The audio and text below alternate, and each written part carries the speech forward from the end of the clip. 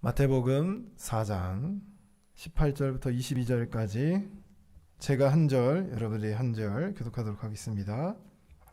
마태복음 4장 18절부터 22절입니다. 갈릴리 해변에 다니시다가 두 형제 곧 베드로라 하는 시몬과 그의 형제 안드레가 바다에 금을 던지는 것을 보시니 그들은 어부라.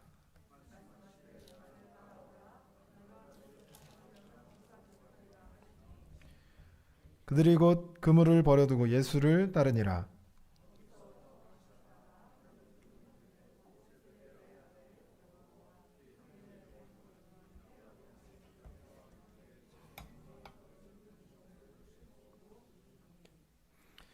우리 22절 함께 읽습니다. 그들이 곧 배와 아버지를 버려두고 예수를 따르니라. 아멘. 할렐루야. 우리 옆 사람과 한번 인사해 보겠습니다. 30분만 참읍시다. 네, 벌써 찬양할 때 그 쉽지 않, 그 어려운 그 찬양할 때 벌써 예수님 만나려고 준비하고 계시는 분들이 있는데, 잠깐 불 좀 켜고 올게요.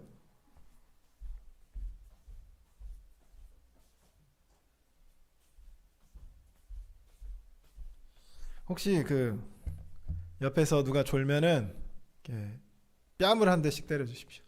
뺨을 맞은 사람들은 뺨 맞는 순간 아이씨 그러지 말고 아멘 그러시면 되겠습니다. 은혜 손바닥이니까 아멘 하시면 되겠습니다. 우리 교회에서 여러 가지 행사들을 하죠. 때로는 연예인을 데려오기도 하고요. 우리 그 개그맨 데려왔던 거 기억나세요? 가수들 데려왔던 거. 교회에서 온갖 연예인들을 이제 섭외할 수 있는 그 재정이 범위가 있으니까 그 안에서 데려오려고 하고, 온갖 대회를 하기도 하고요, 레크레이션을 하기도 하고, 뭐 수련을 하기도 하고, 뭐 신방을 다니기도 하죠. 이게 여러분 다 왜 하는 거죠? 교회에서 그 담임 목사님이 그 가수 누구였죠? 그 남진이었나요? 남진 가수를 담임 목사님이 너무 보고 싶어가지고 실물로 그래서 조다했던 건가요? 왜 이런 행사들을 할까요, 교회가? 왜 그러냐면 아무것도 안 하면 여러분들이 여러분의 지인들이나 여러분의 가족들 또는 여러분이 아는 사람들을 데려오기가 어렵습니다. 그래서 교회에서 여러저러 프로그램을 하는 거죠. 어떤 사람들은 이제 음악 가수에 관심, 남진이라는 가수에 관심이 있을 것이고, 어떤 사람은 개그맨에 관심이 있을 것이고, 어떤 사람은 뭐 악기 가르쳐주는 프로그램에 관심이 있을 것이고, 이런 다양한 측면에서 교회가 노력을 하는 건 우리가 주변의 사람들을 한 사람이라도 더, 한 번이라도 더 교회에 데려올 수 있는 그런 베이스를 깔아주는 거죠. 그래서 교회에서 만약에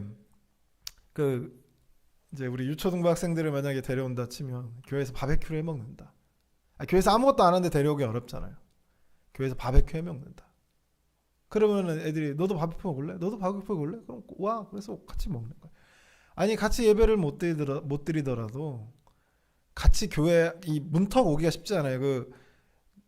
이제 믿지 않는 사람들은 교회가 무슨 성벽 쌓아놓은 것 마냥 오는 것조차 쉽지 않습니다. 오는 것 자체가. 그래서 이제 교회에서 자라나고 교회에서 큰 사람들은 교회가 거부감이 없으니까, 교회가 벽이 없잖아요. 우리 교회 뭐 벽이 있어요? 벽 없잖아요. 이상하게 생각하지만 이제 처음부터 교회를 안 다녔던, 또는 나중에 다 커서 교회를 가려고 하는 그런 사람, 처음 한 번도 생전 가보지 않은 그곳을 가려고 하면 어려운 거죠. 벽이 하나 세워져 있는 거죠. 여기 여러분 천주교 가보신 적 없죠? 토요일에 한번 미사 한번 가보세요. 라고 하면 여러분에게 벽이 느껴지고 쉽지 않죠, 가기가. 그런 거 마찬가지. 그래서 그 벽을 허물어 내는 거죠. 한 번이라도 교회 오게 만들려. 예배 오면은 가장 좋고요. 그래서 예배 안에서 프로그램을 만들려고 하죠. 교회는 한 번이라도 초대를 해서 한 번이라도 더 말씀을 듣게 하고, 한 번이라도 예배의 경험을 하고, 한 번이라도 그 교회 공동체 안에서 어울려 보는 거, 교제를 해보는 거. 그걸 위해서 교회가 프로그램을 진행합니다. 그럼 여러분 교회가 프로그램을 막 진행해요. 행사를 진행합니다. 그럼 여러분 어떻게 해야 되죠? 우리는 어떻게 해야 돼요? 구경만 하고 있으면 되나요? 아니죠. 어떻게 해야 돼요? 데려와야죠. 여러분이 데려올 수 있는 사람들 초대할 수 있는 사람을 초대해야죠. 그 한 번으로 이 사람이 교회에 그러면 좋겠는데 그렇지 않다 할지라도 초대하는 거죠. 권면하고 어떻게 해서든 한 번이라도 더 데려와야 되는 것. 그렇게 한 번, 두 번 오다 보면 그들 중에 하나님의 역사가 나타나서 우리와 같은 신앙을 고백하는 사람이 생긴다라는 거죠. 제가 어저께 제 영상들을 이렇게 보다가 이제 10여 년, 20년 전에 삼성전자 이제 과장으로 근무했던 그 분이 이제 간증을 하는데 막 울면서 간증을 하시더라고. 20년 전에 이제 일요일 날 이제 특근이라고 해요. 제가 생활 안 해봐가지고 이제 일요일 날 나와서 이제 업무를 보는 거죠. 다 부른 거예요, 자기 팀원들을. 그러면 꼭 그 중에 이제 자기 밑에 자기 관리하는 인사권을 행사하는 사람이 뭐 몇백 명 됐다고 하는데 그 중에 이제 10명이 온다는 거죠. 근데 이 5명 중에 10명 중에 한 5명 정도는 뭐 친구 결혼식, 뭐 가족 결혼식 그러면은 나도 결혼식 안 가본 지 10년이 넘었다 뭐 이런 식으로 얘기하는 거예요. 그래서 돌려보내고. 근데 그 사람이 울면서 얘기하는 게 뭐라고 그러냐면 그 5명이 문제였다는 거죠. 그 5명이 누구였냐면 예수쟁이였대. 그러면서 막 승질을 내고 욕을 하면서 교회 갈 거면 직장 때려치고 교회 가라고. 그렇게 막 그래서 인사과에다 전화해가지고 예수쟁이 내가 뽑지 말라 했더니 왜 뽑았냐고, 분위기 이렇게 만드냐고 막 화를 내. 그 자리에서 모든 팀원이 보는 자리에서 그렇게 했다. 그 과거를 얘기하면서 그렇게 막 눈물을 흘리더라고요. 그러니까 그런 사람들조차도 언제든지 여러분이 말하는 우리가 그 초대하는 그 과정을 통해서 들어온 거예요. 그래서 20년 전에 그 과거의 일을 하나님께 잘못을 고백하면서 그렇게 눈물로서 간증을 할 수 있는 거죠. 그래서 교회가 프로그램을 하면 어떻게 해서든 이렇게 데려오는 거죠. 제가 한 번은 우리 중고등부 학생 이제 신방을 다녀요. 한 중학교 남자의 그 신방을 갔는데 걔네 친구들을 만난 거죠. 제 친구들을 만나가지고 막 이것도 사고 저것도 사주고 하니까 제 돈으로 사준 건 아닙니다만 이것도 사주고 저것도 사주고 하니까 어떤 친구가 우리 중고등부 그 학생 그 친구죠. 그 학생의 친구. 그 친구가 이제 저한테 조용히 물어보더라고요. 목사님 돈 많으세요? 목사님 돈 많으세요? 그러시더라고요. 목사님 돈 잘 버시나? 이런 얘기를 하더라고요. 한 번이라도 교회에 나오게 하려고 이제 시도를 하는 거죠. 신방을 갖고 프로그램을 하고. 그래서 우리가 하나님께서 우리를 부르셨던 것처럼 그들을 향한 하나님의 부르심이 나를 통해서 이루어질 수 있잖아요. 그렇게 해서 그렇게 초대를 하는 거죠. 오늘 본문에 보면 예수님이 제자들이 예수님을 찾아온 게 아니라 예수님이 제자들을 찾아. 그때 당시에 독특했어요. 왜냐하면 당시에 이제 그 스승과 제자라는 지금은 좀 그 교육 기관이 있고 하다 보니까 그렇지만 옛날에는 뭐 아리스토텔레스가 있다. 뛰어난 학자가 있어요. 그러면은 그 밑에서 배우려고 제자가 되려고 그 수많은 사람들이 짐을 싸들고 그죠? 돈 될 만한 거 다 싸들고 아리스토텔레스를 찾아가는 거예요. 그렇게 해서 제자가 되는 거예요. 근데 예수님은 좀 독특해져. 예수님이 직접 찾아갑니다. 그러니까 우리도 이와 같아야 된다는 거예요. 우리도 직접 찾아가야 되는 거죠. 열어놔야 되고 길을 만들어야 돼요. 그래서 예수님께서 직접 찾아갑니다. 그래서 어부들을 부르시는 장면인데 이제 베드로와 안드레가 그물을 던지고 있었어요. 왜 그물을 던지고 있었을까요? 뭘 잡으려고? 물고기를 잡으려고 이제 그물을 던졌죠. 그리고 물고기를 잡기 위해서 그런 고생을 하고 있는 거예요. 그때 예수님께서 이 고기를 잡고 있는 그들에게 뭐라고 얘기하시냐 하면 나를 따라오라. 나를 따라오라. 이해가 되시나요? 물고기 잡고 있는데 그 따라오라. 여러분 삼성전자에 지금 일하고 있는데 갑자기 나타나셔가지고 나를 따라오라. 어떻게 해요? 사페스가 던지고 나와야 되는 거예요. 상황이. 그러니까 이 제자들이 그냥 우리가 그냥 느끼기에 뭐 제자들이 나를 따라오라 했더니 그 제자들이 따라오는 게 쉬워 보이지만 쉽지 않습니다. 아브라함이 자기 집을 떠나서 가나안으로 왔던 것도 쉽지 않고요. 하나님의 부르심에 아멘하고 응답해서 나오는 게 쉽지 않아요. 지금도 마찬가지로 지금 이 시간에 여러분 얼마든지 놀 수 있고 얼마든지 문화생활을 즐길 수 있어요. 여러분의 인생을 즐길 수 있지만 하나님의 부르심 앞에 여기에 나와 있는 게 쉽지가 않습니다. 할렐루야. 옆 사람 보면서 그러니까 졸지 맙시다. 아니 이 시간에 나왔으니까 졸면 안 되겠죠. 또 예수님께서 야고보와 요한이 그물을 이렇게 깁고 있었어요. 그물을. 그때도 그 제자들에게 뭐라 하냐면 나를 따라오라 라고 얘기하시는 거죠. 예수님이 그 하나님이 일하시는 방식이 이래요. 항상 우리가 하나님을 찾아갈 수가 없어요. 아니 못 찾아갑니다. 그래서 하나님이 우리를 찾아와요. 그리고 우리를 부르십니다. 아브라함을 부르셨던 것처럼, 모세를 부르셨던 것처럼, 요셉을 꿈을 통해서 그를 부르셨던 것처럼 하나님이 우리를 불러요. 그걸 우리는 소명이라고 얘기합니다. 뭐라고 얘기한다고요? 소명, 부르심이죠. 그 부르심을 통해서 우리는 하나님을 따라가게 되는 거예요. 그래서 이제 어부들이 예수님을 따라가요. 그러면서 예수님께서 이 제자들에게, 이 어부들에게 뭐라고 하셨냐면, 베드로하고 야고보가 안드레였나요? 베드로가 이제 그물을 던졌어요. 고기를 잡으려고 그물을 던져놨거든요. 그러니까 목적이 고기를 잡는 거예요. 그러니까 그의 인생의 목적, 그의 인생의 비전, 그의 인생의 희망 어디에 달려 있는 거예요? 그 봅시다. 그물을 던졌습니다. 언제 기뻐하고 언제 슬퍼할까요? 고기가 많이 잡히면 즐거워할 것이고 적게 잡히면 낙담하겠죠.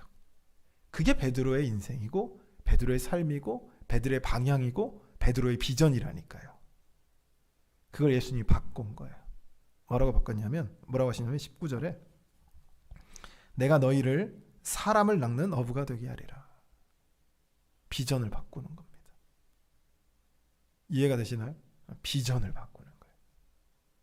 원래 그의 목표와 그의 삶은 어디에 초점이 맞춰져 있냐면 물고기를 많이 잡느냐 못 잡느냐 이거에 신경이 쓰여져 있어요. 그래서 어떻게 그물을 던져야 될지 그게 그의 모든 관심사예요.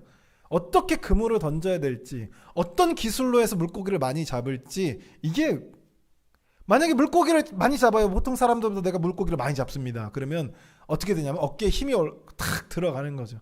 야, 너네 물고기 어떻게 잡는 줄 알아? 이렇게 되는 거예요. 이해가 되시나요? 근데 예수님이 베드로를 만나서 그 그물을 던지고 있는 그 베드로를 만나서 하시는 말씀이 내가 너희를 사람을 낚는 어부가, 물고기가 아니라 사람을 낚는 어부가 되게 하리라. 비전을 바꾼 거죠. 하나님은요, 우리가 하나님을 부름을 받는 순간 어떻게 되냐면 우리는 하나님이 주신 비전을 꿈꾸게 됩니다. 하나님이 주신 꿈, 하나님이 우리에게 꾸게 하신 것, 그거를 쫓아가게 돼요.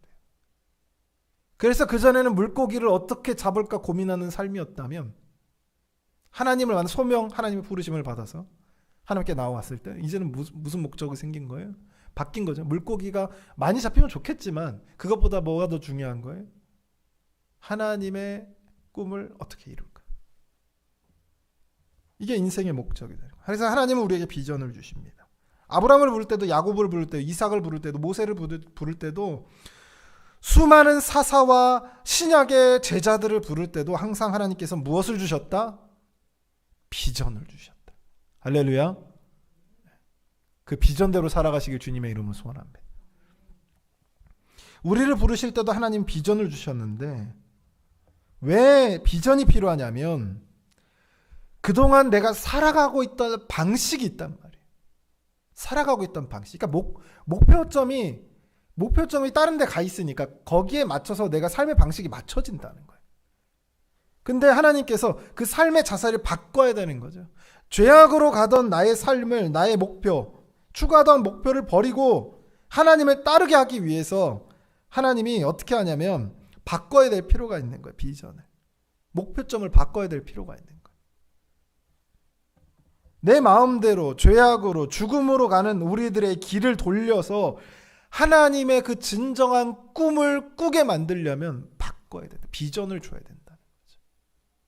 그래서 하나님은 부르시고 그냥 가만히 계시지 않고요. 비전을 줍니다. 그리고 그 비전을 이제 받잖아요. 목표가 바뀌었어요. 인생의 목표가 바뀌었습니다. 인생의 의미가 바뀌었어요. 그전에는 물고기를 얼마나 많이 잡을까, 배를 몇 개를 소유할까, 이게 중요했다면, 베드로가 그게 중요했다면, 부름을 받은 그 순간부터 이게 중요하지 않았다. 이게 중요하지 않고 다른 게 중요한 거죠.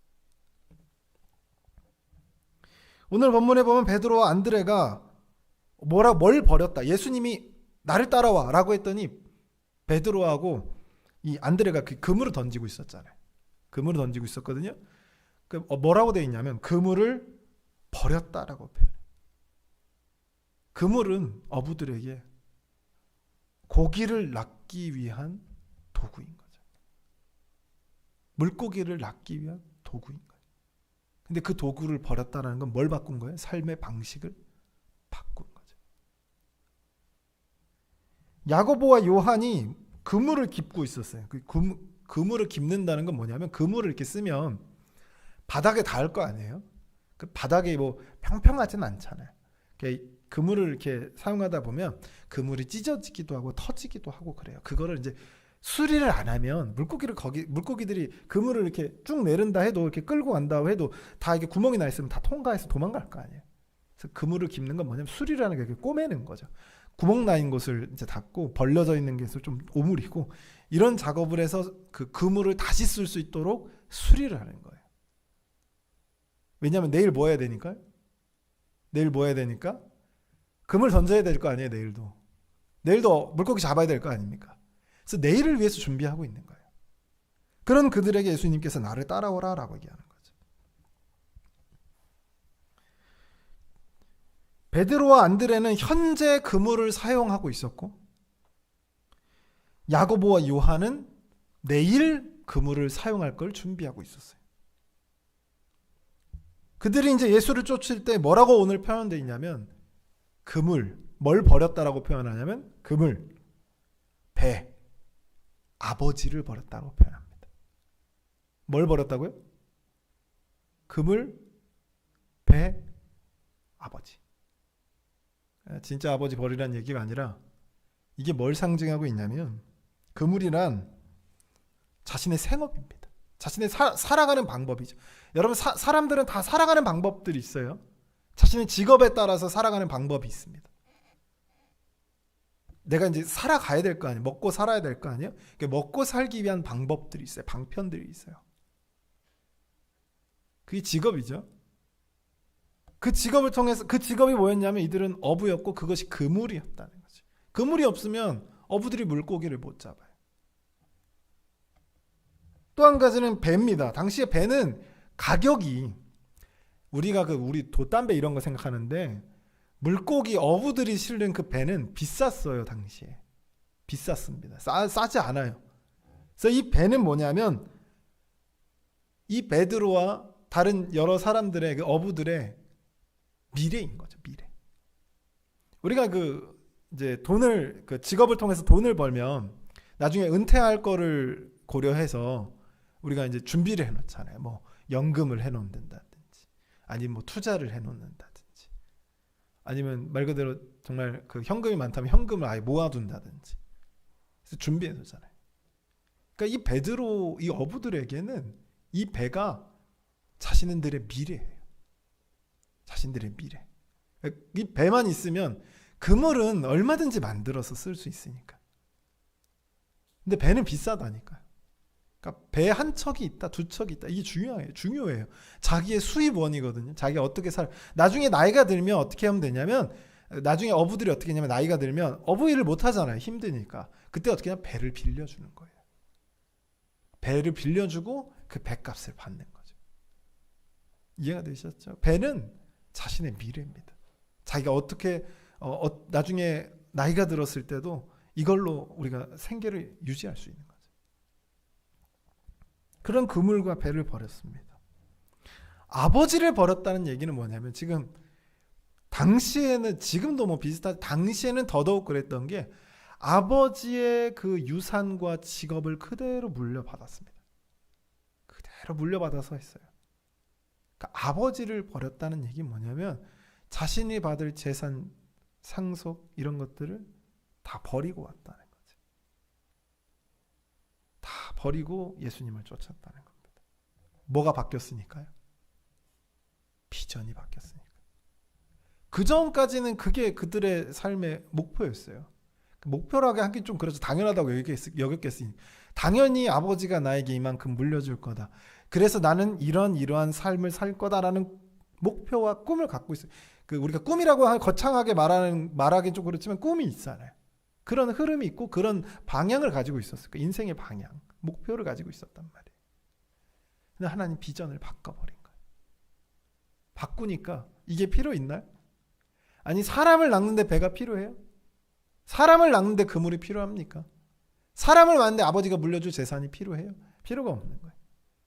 그래서 이것들을 다 버려놓고 하나님이 주신 비전을 쫓아가는 거죠.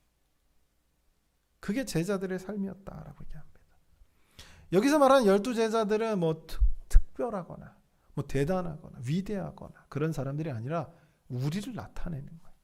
아니 이 제자들 얘기를 계속 마태복음에서 계속 하면서 우리 보고 제자가 되라 이 얘기를 하고 꼭 가만히 들어보면은 이 이야기를 누구한테 하는 거예요? 아니 이미 제자들은 죽었어요. 이때 이거 마태복음 쓰여질 때 다 돌아가셨어요. 누구한테 자꾸 제자가 되라? 옛날 이야기 그냥 옛날에 이랬어 이런 얘기 끊으려는 게 아니잖아요. 지금 복음서 누구한테요? 이 복음서를 읽고 있는 그 사람한테 뭐가 되라고요? 제자가 되라는 거죠. 그래서 이러한 것들을 버렸다는 것은 자신의 미래, 자신이 원래 가지고 있던 비전을 버린 거예요. 하나님이 주신 비전을 가지고 살기 위해, 즉 하나님의 나라를 위해 쓰임을 받는 사람으로 부르심을 받았다는 거죠. 콜링을 받았다는 거예요. 소명을 받았다라고 표현하는 거예요. 하나님께 부름을 받았다라는 것은 어떤 말이냐면 하나님께 부름받은 우리는 모두 누구냐면 하나님의 일꾼입니다. 이해가 되시나요? 하나님의 일꾼이에요. 그래서 하나님이 일을 시키죠. 그럼 우리가 그 일을 해냅니다. 그게 작은 일이 될 수도 큰 일이 다 여러 다양한 방면이 있겠죠. 숨겨진 일일 수도 있고 드러난 일일 수도 있고 다양한 방면에서 하나님이 우리를 하나님의 일꾼으로 쓰시는 거예요. 그럼 우리는 누구의 일을 하나님의 일꾼이니까 누구의 일을 해야 되냐면 하나님의 일을 해야 돼요. 하나님의 일을 해야 된다는 거죠. 다른 것에 일에 몰두되는 게 아니라 하나님의 일을 해야 된다. 그래서 똑같이 직장을 다녀도 하나님을 만나기 전 부르심을 받기 전에는 그냥 내 평안과 내 안식, 내 행복, 그죠? 내 재산을 위해서 일을 했다면 이제는 바뀌는 거죠. 그곳에 일을 하더라도 환경은 다 똑같은데 내가 달라졌잖아요. 환경은 다 똑같아. 변한 게 없어. 근데 내가 달라졌잖아. 그러면 다 달라 보입니다. 할렐루야. 어저께 걸었던 길과 오늘의 걷는 길이 다르는 거죠. 하나님 만나기 전에 들렀던 건물과 오늘 하나님 만나고 나서 들어가는 건물, 동일한 건물이어도 달라 보인다니까. 하나님이 저 사람에게는 어떻게 역사하실까? 하나님이 나를 왜 여기로 보내셨을까? 하나님이 왜 나에게 이 건물을, 하나님이 왜 나에게 이 길을, 하나님이 왜 나에게 이 교회를, 하나님이 나에게 왜 이 직장을. 생각이 달라진다는 거죠. 왜요? 우리는 누구니까? 하나님의 일꾼이니까. 그래서 우리가 전과는 전혀 다른 삶을 살게 합니다. 하나님의 부름을 받은 그 순간부터 우리는 하나님의 일, 하나님이 기뻐하시는 일, 하나님의 비전, 하나님의 나라를 위해 고군분투하게 된다는 거죠. 그래서 욕먹을 건 알지만 그 삼성전자 그 과장에게 매주마다 찾아가서 일요일날 교회 갔다 와야 된다 얘기했던 그 사람들처럼 말이에요. 그러면 하나님은 무엇을 지금 이 비전 무엇을 하고 계실까? 무엇을 아니 뭐 우리를 일을 시키는 게 그냥 뭐 뭔가 하나님 뭘 하고 있으니까 거기에 맞는 일을 시킬 거 아니에요. 하나님 놀고 있는데 뭐야 너네 놀고 있어? 뭐 시킬까? 이렇게 찾는 게 아닐 거 아닙니까? 뭔가 하나님이 열심히 뭘 일을 하고 계시는데 그 일 하나님이 일하시는데 우리를 사용하시는 거 아니야 같이. 하나님 뭘 하고 계실까? 성경을 보면 너무나도 명확한 게 뭐냐면 아담의 때부터 지금까지 하나님 뭘 하고 계시냐면 하나님의 나라를 세우고 있습니다. 할렐루야.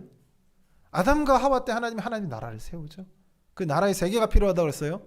땅, 주권, 뭐가 필요하다고요? 백성, 이게 필요하다는 거죠. 그래서 주권은 하나님에게 있고요. 땅은 에덴 동산이었고 백성은 누구였어요? 아담과 하와를 필두로 해서 모든 피조물이었죠. 하나님은 계속해서 하나님의 나라를 세우지만 계속 실패하죠. 하나님이 실패한 게 아니에요. 아담과 하와가 실패합니다. 그래서 에덴 동산을 쫓겨나요. 그 순간에 하나님께서 끊임없이 노력하지만 또 바벨탑을 지면서 또 무너져요. 노아를 통해서 새롭게 했지만 또 그 다음에 하나님께서 누구를 아브라함을 부르죠. 그러면 이스라엘을 만들려고 계획하십니다. 그래서 이스라엘을 세워요. 이스라엘 성공했나요? 이스라엘 무너지고 마는 거지. 그리고 나서 그 이스라엘이 무너지고 나서 하나님이 누구를 보내냐면 그동안 계속 얘기했던 아담 때부터 계속 얘기했던 누구를 보내요? 메시아. 하나님이신 그분. 우리가 알고 있는 예수 그리스도를 이 땅에 보내는 거죠.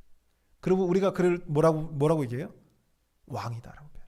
나의 주인이다라고 표현하잖아요. 대리통치자인 그분이 오셔서 우리가 그 순간부터 예수님께서 오시는 그 순간부터 뭐가 이루어졌다? 하나님의 나라가 임했다라고 표현하는 거죠. 그래서 어떤 표현을 쓰냐면 하나님의 나라는 시작이 됐어요. 이미 시작이 됐습니다. 그러나 아직 완성되진 않았죠. 완성되는 날은 어느 날이에요? 예수님께서 다시 오시는 그날. 그날이 완성되는 날. 그래서 세상 사람들은 그건 종말이고 두려움의 대상이고 세상이 끝나는 날이지만 우리 그리스도인에게 그 무슨 날이에요? 축복의 날이 승리의 날이고 잔치의 날이죠. 그래서 하나님은 끊임없이 이 하나님의 나라를 세우려고 계획하셨고 움직이셨어요. 그리고 결국 예수 그리스도를 통해서 그것을 완전하게 이루려고 하십니다. 그 나라. 우리는 그 나라를 세우는데 쓰임 받고 있는 거죠. 사랑하는 성도 여러분, 우리는요 하나님의 일꾼이라는 사실을 기억하시길 주님의 이름으로 소원합니다. 부르시는 그날까지 하나님을 위해 일하는 우리가 되기를 주님의 이름으로 소원합니다. 제 기도하겠습니다. 사랑의 하나님 아버지, 오늘 마태복음 4장 18절부터 22절까지의 말씀을 통하여서 제자들을 부르시는 예수님의 모습, 그리고 우리를 부르시는 하나님의 모습을 우리가 발견하게 됩니다. 하나님, 이 말씀 속에서 우리가 기억하게 해주시고 하나님의 뜻 안에서 우리가 살아갈 수 있는 놀라운 역사와 능력으로 함께하여 주시옵소서.